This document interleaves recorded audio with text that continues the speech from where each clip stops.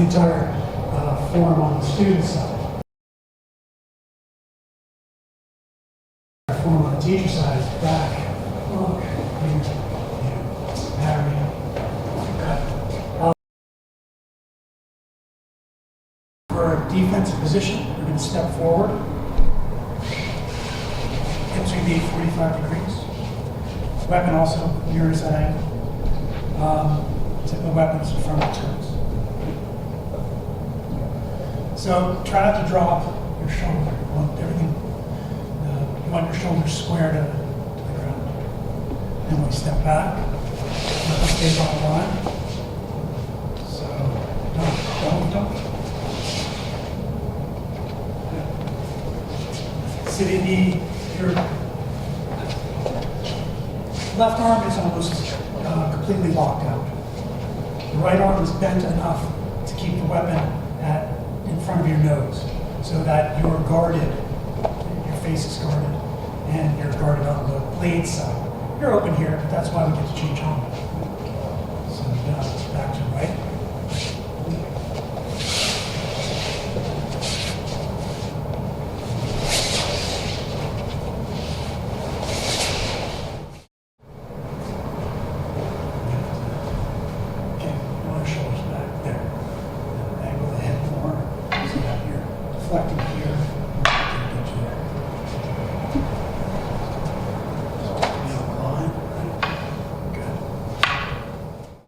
I keep my left hand in front of my belt, and I shift my body, and keep the weapon on one. Right, I stay protected. From defensive to offensive position, what we're doing is we're squaring the hips. So defensive position, our hip is angled, weapon is angled. Offensive position, our hip squares, and the weapon squares. Now, when I square, I extend my right hand down. So now the weapon is facing my partner's eyes. So basically, you're just getting the profile of the tip of the weapon that I'm dealing with. Right? So defensive position, offensive position. Now, that's the idea. We don't square our back foot here because you can't move. If your back foot is square, you see this in Kendo, you see this in Yi. You cannot lower your body without going down to the knee, right? With palm knee, you're able to lower your body without going down to the knee. And that's, Konigsberg basically says why we do that. So, offensive, defensive. Now, cut it. To raise the sword, I'm not going to lift it up with my arms. I'm going to use the extension of my back hip as I square it through my left hand, come up over my head. Now I'll leave my right hand over my left. Right? So I'm not scratching my back. My right hand's over my left the entire time. That won't happen. Now I raise up till my hand disappears from my view, and then my weapon moves forward as I cut. I don't move my body forward until I see my hand again. So if I move forward like this, I get eviscerated, or I get to cut. Up.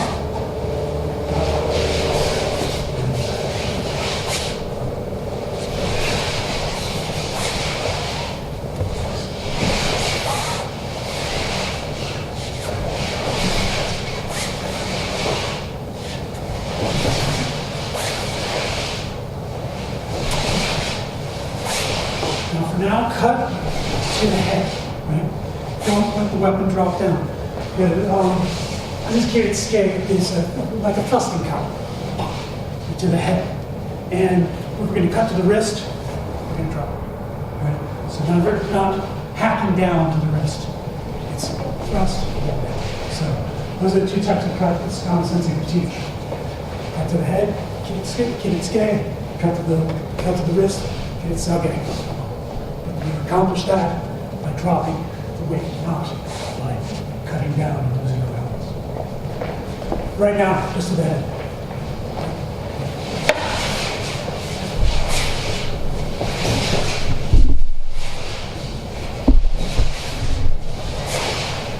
Now, breaking my eye.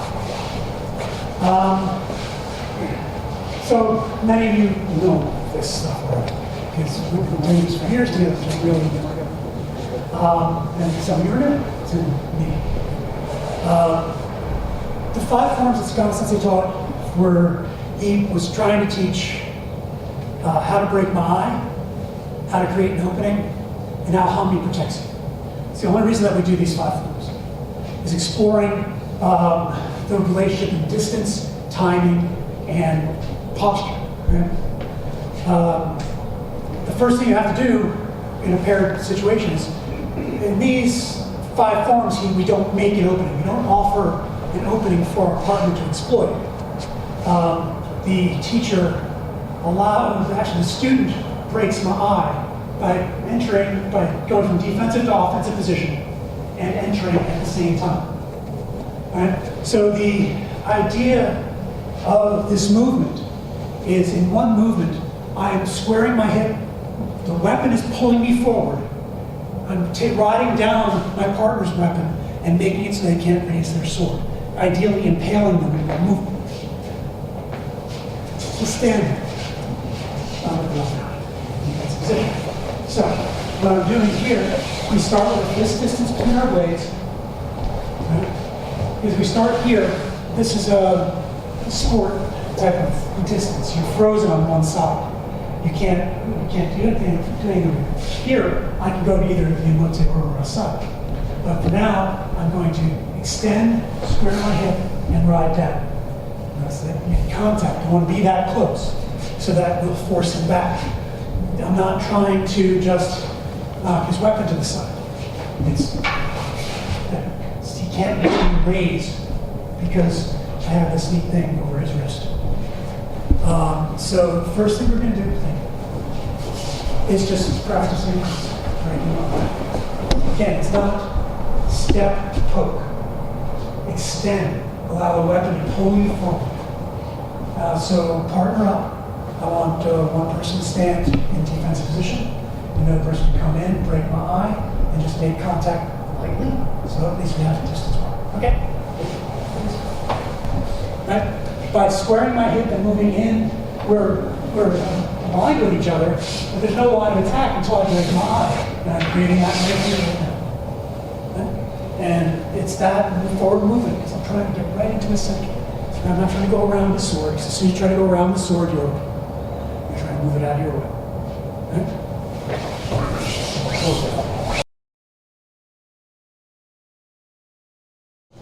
Clap, sit down, walk. Stand up. All this formality I'm not used to. I've been practicing in the park for a year. Before that, it was a year of Zoom classes every Friday from the backyard in Texas. It's the second class I've taught on the mat since COVID. So, relax. Okay, so you're going to break my arm, and I'm going to move back and lower my weapon. So why am I lowering the weapon? So I'm lowering the weapon so it doesn't get knocked to the side. I don't want that. So I put my weapon directly underneath her. Now she's got to continue her attack. Now I'm going to block. Yeah. So, and what we're doing now is we're testing distance and direction. Direction, she wants to bisect. Distance, she wants to be there. First third of the blade. You don't want to be so far that the blade comes out the back of my skull and gets stuck. That'll be bad for you. You don't want to just give me a nose job. That'll be bad for you as well. So, first 8 inches of blade and bisect. Okay. Break my eye. And now, go ahead. So she's not waiting for me to block before she cuts. I'm blocking. I'm going to move back to the block. She's giving the momentum. She's giving the impetus.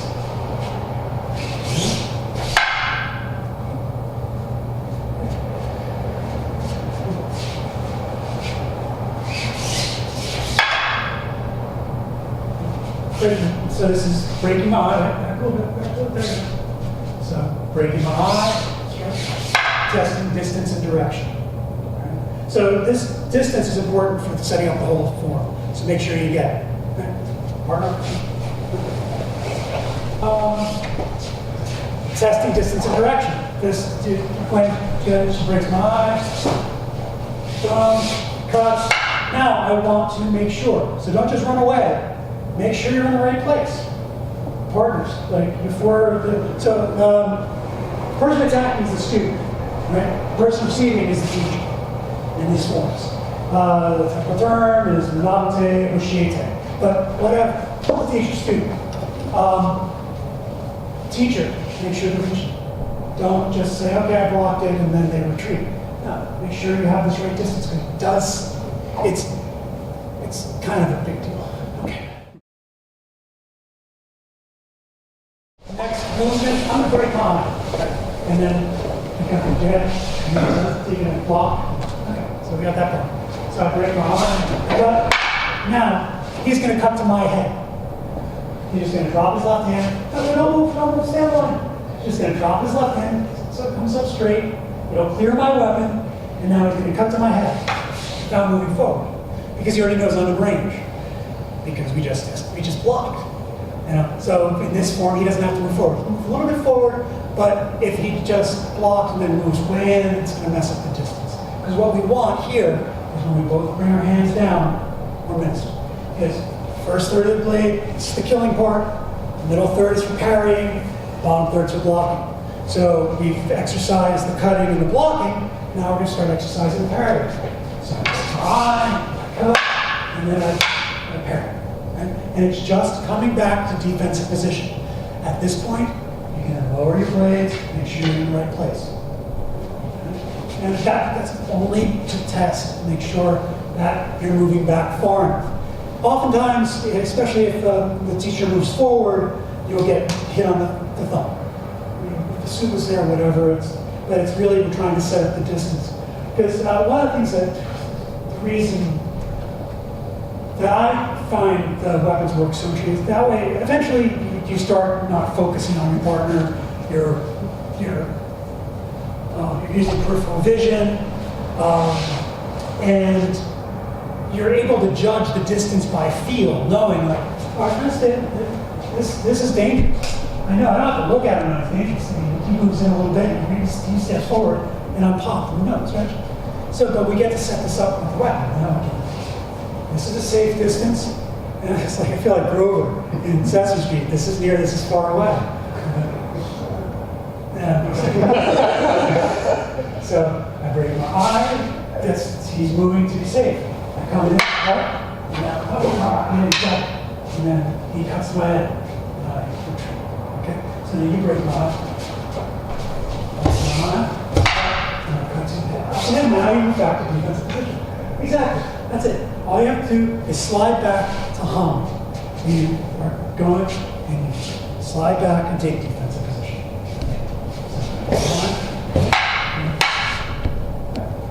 That's it, right. See how much more relaxed you got? That's it. Because if you're struggling, then you're open. Since your muscles are tight, then I can slide my weapon around yours. But if your posture's right, and your body angle is correct, you're safe. Okay? And then you can just make sure that I'm at the right distance. All right, practice that for a while. Very fine. Cut. Let's start. Now, his next movement, he brings the weapon straight down. Keep going. Keep going. Oh, he cleared my weapon. He's now on the ura side. He's going to ski. Now he's going to ski by sliding in, keeping his weapon perpendicular, keeping his weapon square. Okay? He's not going to make it an angle, not going to twist. He's just going to slide in, and as he slides in, I step back and change on. Okay? And there's the reason that you keep the weapon square as you're entering, in case you find some ribs. If you find ribs sideways, you might get caught between them. If you find ribs this way, you can twist and you can come out between them. You can enlarge the wound. Otherwise, you might get caught. So go in square, stay around. Now we got back to it. Break. Break. Whoa. Move back the same time. I thought you told you first. That's what Ready? Up now.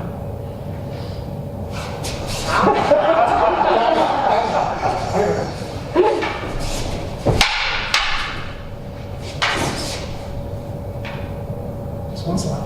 Not four. It's a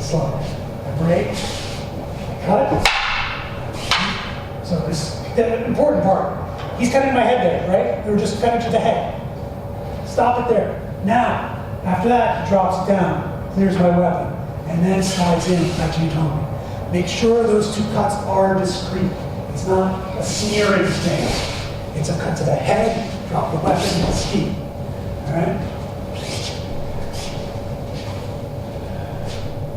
Bring my eye. Carry. Now, it doesn't have to be as slow as he is. It's good to demonstrate what it is. So, but you can speed that up. Cut, drop. And not doing any sort of, you shouldn't have to go around the weapon. Just, if you drop it straight down the line, it should clear the weapon and be on the overall side for you to ski. And again, you're coming in on the hands on the ski so that the teacher can't raise them. So the student can't raise it that way. So that the student can't raise them up. It gets harder when you do both sides. I know.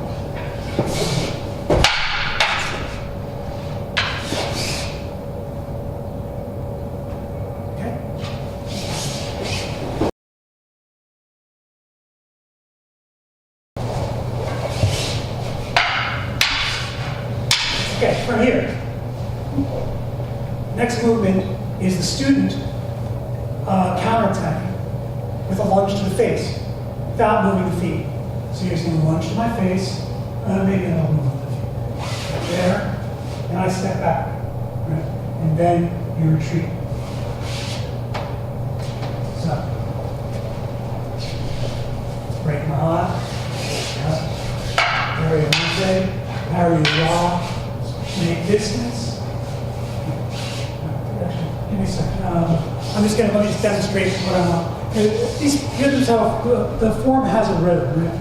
So I go through what we've been doing now. Break my eye, cut, parry, rotate, parry, raw, make distance. The next thing I'm going to do is raise up, make it open. But the rhythm is 1, 2, 3, 4, 5 in, and 5. 5 in, 5. 1, 2, 3, 4, 5 in. So I'm not just leaving it out there. It's a half beat.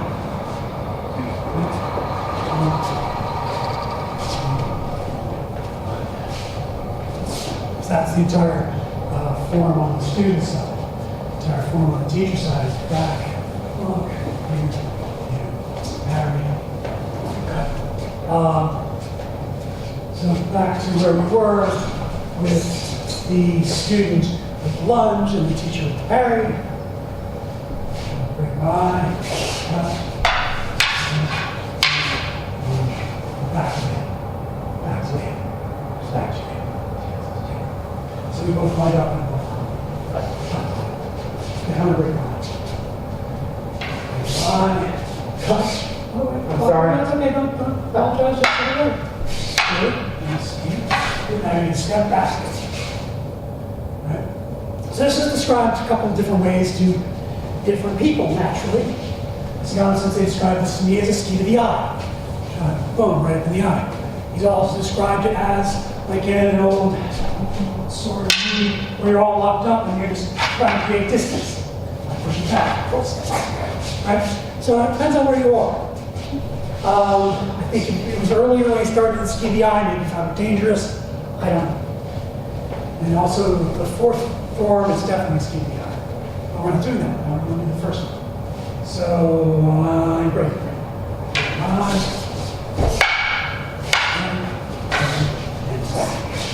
Proceeds. Not linger. And it should be done with enough extension. I don't really have to move my back for it. Lunge, back. Because this movement is to create the distance you need to be able to create the opening so that you can lure them in for the counterattack. Okay? So let's try that.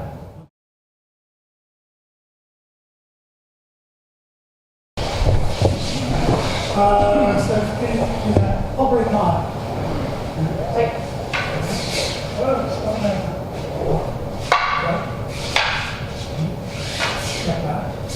Now, from here, I raise up, create the opening. She's going to come in, try to take my wrist and head, step in and curve. And as she does, I I step off the line and strike to the head. I'm not entering because that's the right place. I don't have to enter, I just have to change my angle in relation to the line of attack.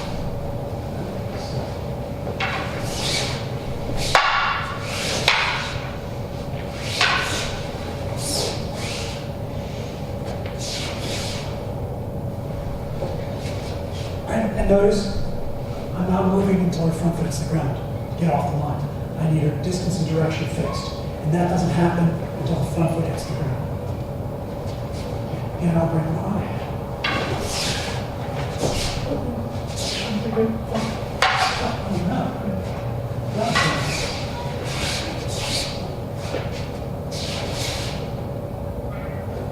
Okay, now break one.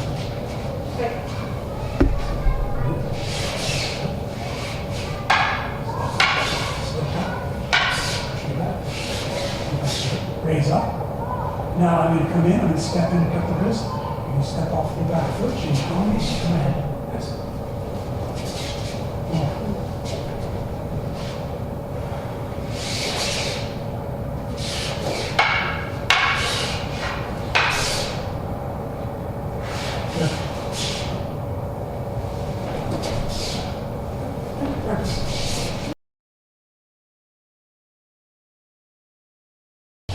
So the least aggressive way to have a sword next to you is have the blade facing you and have it on your right side. That's in general how we bow in now when doing Scottish. Again, all the sword forms I know, all the weapons work I know, I learned from Sakama Sensei. So this is the way he did it. I'm just, whatever your lineage is, I respect it. But here, it's still your mind. Right?